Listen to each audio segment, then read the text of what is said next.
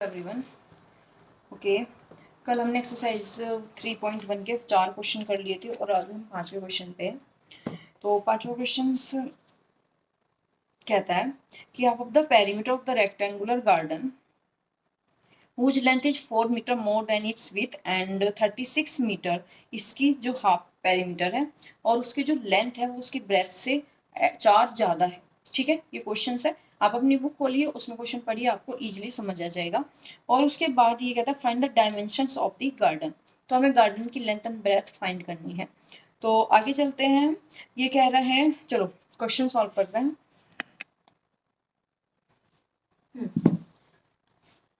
Question number 5।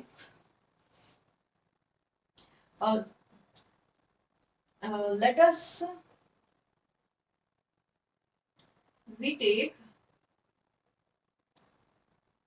width of the of rectangle is x and length is y। ठीक है, length is y।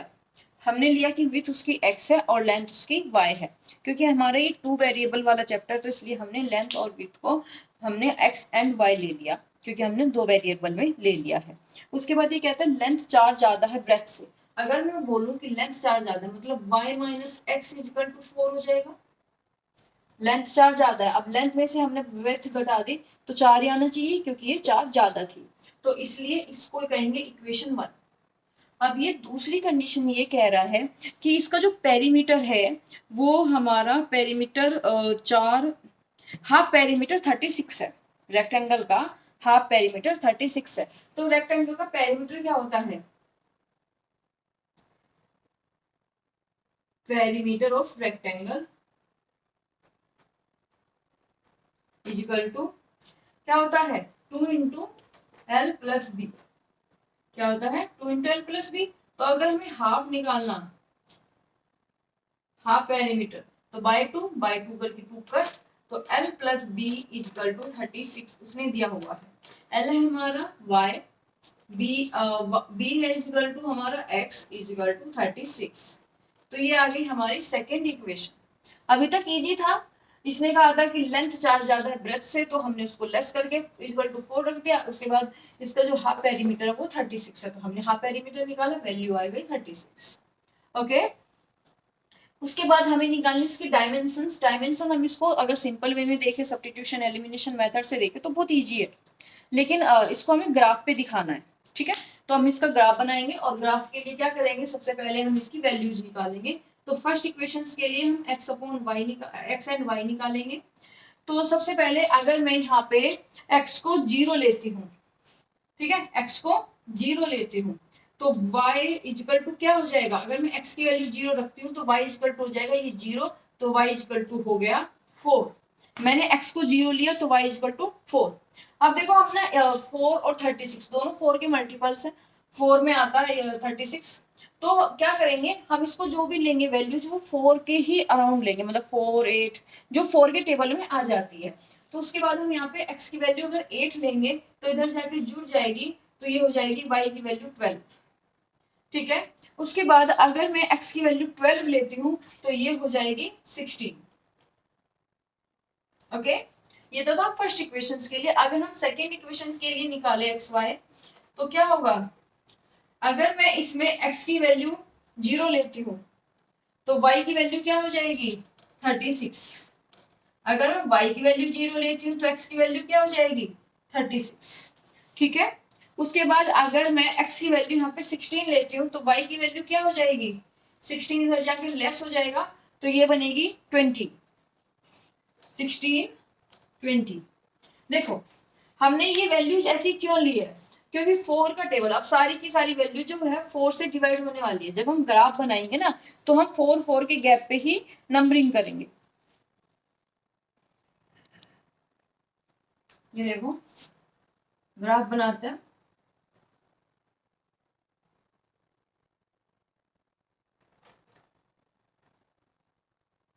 ठीक है,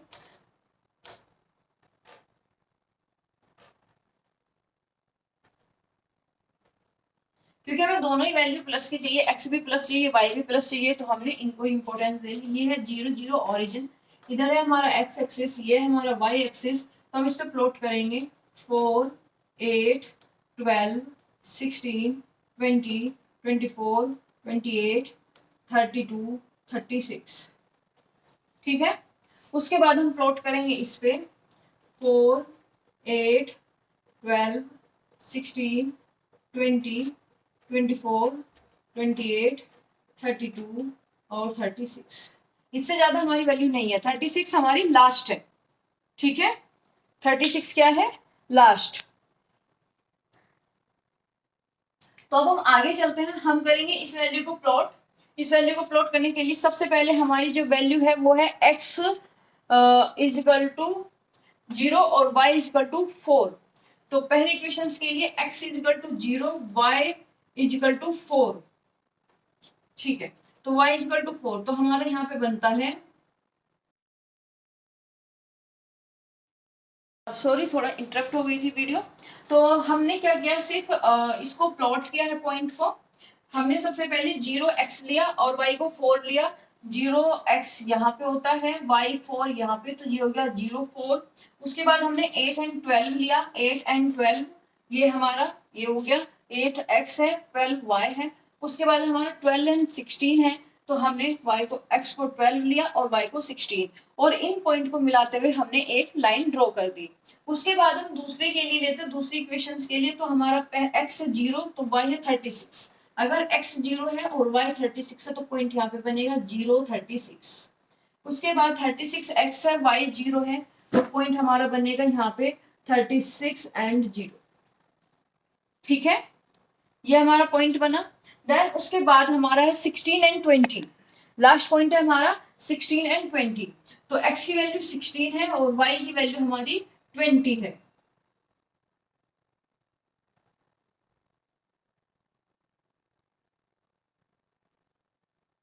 sixteen and 20। तो अब हम तीनों को प्लॉट करेंगे, तीनों को ज्वाइन करेंगे। तो जहां से हमारी लाइन एक दूसरे को कट कर रही है वो है हमारा 16 एंड 20। ठीक है, वो है हमारा 16 एंड 20। तो जो हमारे पॉइंट आए हैं निकल के वो आए हैं 16 एंड 20। तो x हमारा 16 है, x हमारा क्या था, ब्रेथ विथ, और हमारा y है 20 जो कि हमारी थी लेंथ। ठीक है, तो हमारी लेंथ एंड विड्थ निकल के आ गई है। तो यही हमारा पूरा सॉल्यूशन है। उसके बाद हम आगे चलते हैं क्वेश्चन नंबर 5 6 के लिए। देख लीजिए पूरा क्वेश्चन ये है।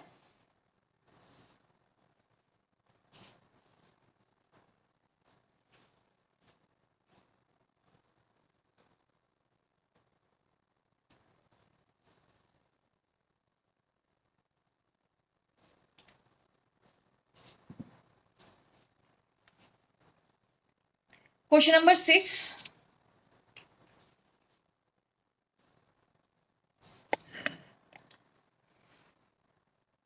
क्वेश्चन नंबर 6 कहता है कि हमारे पास एक लीनियर इक्वेशन है 2x plus 3y equal to 2x plus 3y minus 8। 2x plus 3y minus 8 is equal to 0।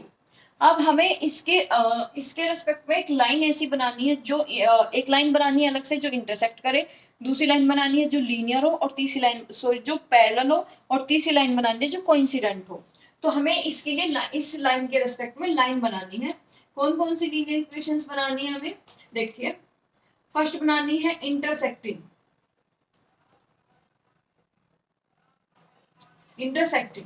Intersecting की हमने क्या पढ़ा था कि a1 upon a2 does not is equal to b1 upon b2, does not is equal to b1 upon b2। तो अगर हमारे पास a1 ये b1 ये है तो हमें कोई ऐसा नंबर चाहिए जो यहाँ पे रखने पे वो इक्वल ना हो। तो कुछ भी रख सकते हैं। तो अगर मैं लिखूं 2 upon 5 does not is equal to यहाँ पे है 3 अपॉन 7, तो ये बन गई, क्योंकि ये दोनों इक्वल तो नहीं आ रहे।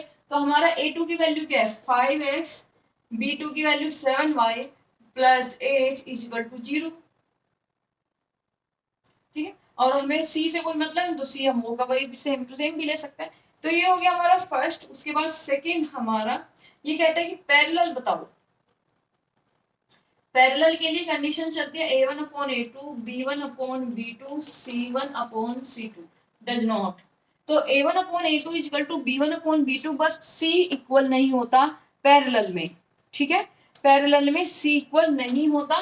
तो हम क्या करेंगे, यहाँ पे ऐसी वैल्यू पुट करेंगे a और b की जो इन दोनों को इक्वल बना दे। जैसे कि हमारे पास इसकी वैल्यू क्या है 2 और इसकी वैल्यू क्या है 3।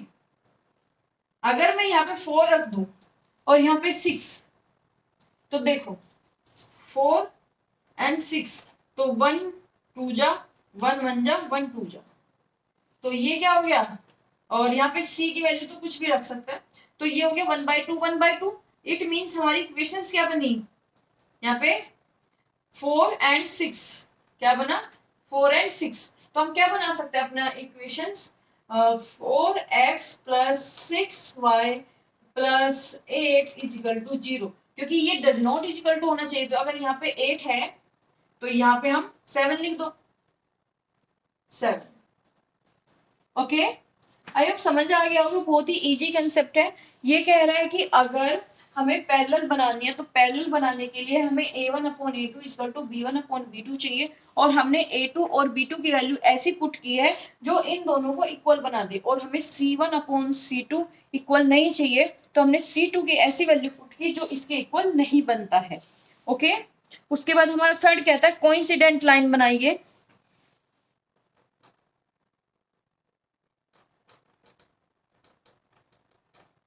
कोइंसिडेंट के लिए होता है हमारा a1 upon a2 equal to b1 upon b2 equal to c1 upon c2।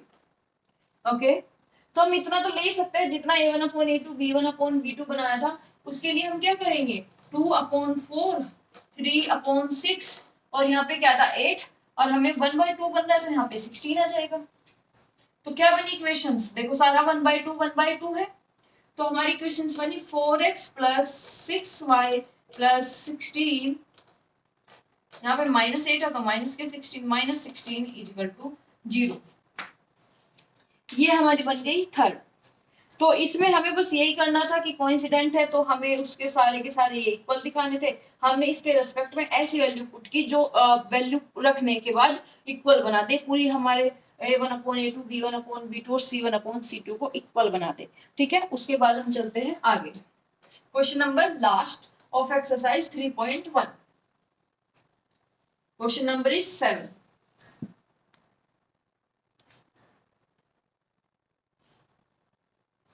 ठीक है, draw a graph of the equations, determine the coordinates of the vertex of the triangles by these lines and x-axis and set the triangular region।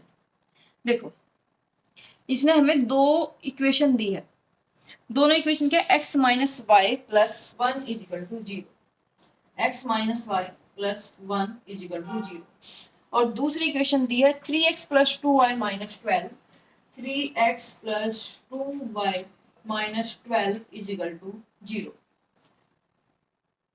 ठीक है, ये दिया। अब ये कह रहा है कि अगर मैं इस लाइन को प्लॉट करूं, देखो समझना, मैंने एक्स एक्सिस बनाया, मैंने एक लाइन ऐसे खींची या दूसरी लाइन मैंने ऐसे बना दी। ठीक है, तो हमें वो दिखाना जो एक्स एक्सिस से ट्रायंगल बनाता हो, उसके वर्टेक्स निकालने हैं। ऐसे तो वाई एक्सिस से भी बना रहा है देखो, पर इसने हमसे कहा है कि एक्स एक्सिस वाले ट्रायंगल बताओ। ठीक है, एक्स एक्सिस वाले वर्टेक्स बताने हैं। वर्टेक्स होते हैं ये और ये, तो हमें उस ट्रायंगल के वर्टेक्स बताने हैं जो एक्स एक्सिस से बना रहा, एक्स एक्सिस पे बन रहा हो। ठीक है, तो इसके लिए सबसे पहले हम क्या करेंगे, वैल्यूज निकालेंगे। तो पहले के लिए x की वैल्यू, y की वैल्यू, x की वैल्यू अगर 0 है, देखो इसको सिंपली, चलो ठीक है, x की वैल्यू 0 है तो हम यहाँ पे देखेंगे 0 माइनस वाई इजिकल टू -1, तो y इजिकल टू 1, तो ये हो गया 1। ओके, उसके बाद अगर हमारी x की वैल्यू 1 है,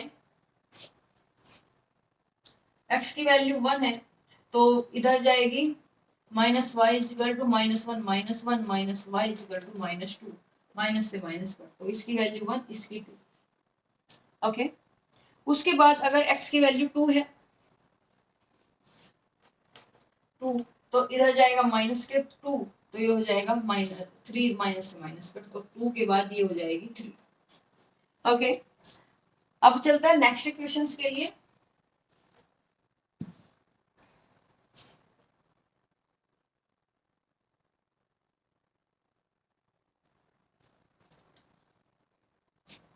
देखो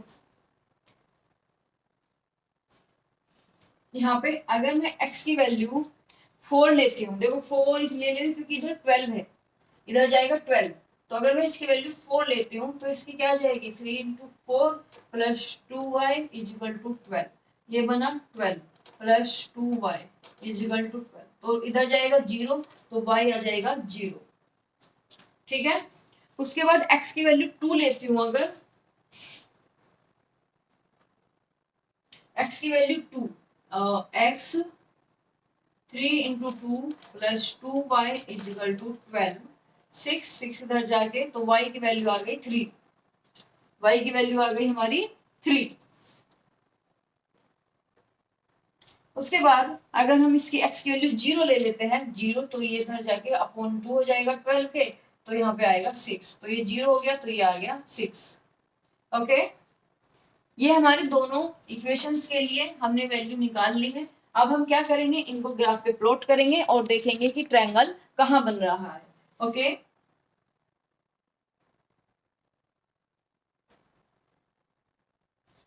वैल्यू है 6 लास्ट है, तो थोड़ा सा हम बड़ा बड़ा लेंगे, 1 2 3 4 5 6, 1 2 3 4 5 6।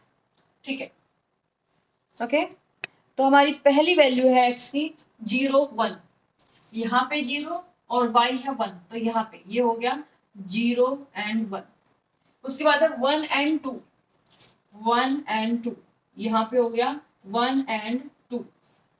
ठीक है, उसके बाद है हमारा 2 and 3, तो यहाँ पे हो गया 2 and 3। तो हमारे ये तीनों डॉट को मिलाने में जो हमारी लाइन बनेगी वो ये है। ठीक है, हमने सीधी लाइन बनाई ये। दूसरी इक्वेशन के लिए 4 0, x की वैल्यू 4, y की वैल्यू 0, तो यहाँ पे बना 4 0। फिर उसके बाद 2 3, y x की वैल्यू 2, y की वैल्यू 3, यहाँ पे ये पॉइंट। फिर 0 6, y की वैल्यू x की वैल्यू 0, y की वैल्यू 6, तो यहाँ पे बना 0 6। तीनों पॉइंट को मिलाते हैं, ये। ठीक है,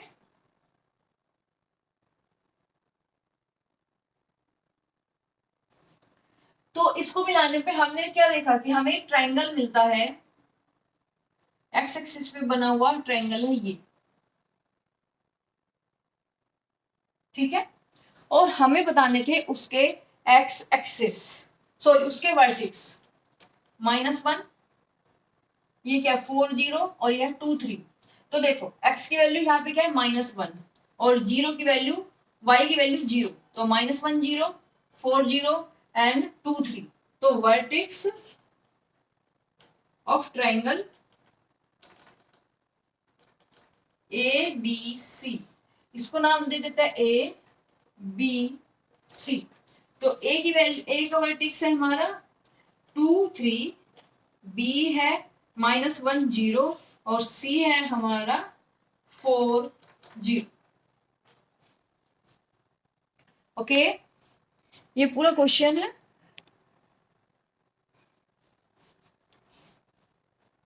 आई होप सबको समझ आ गया होगा। हमारे इसी के साथ 3.1 कंप्लीट होती है।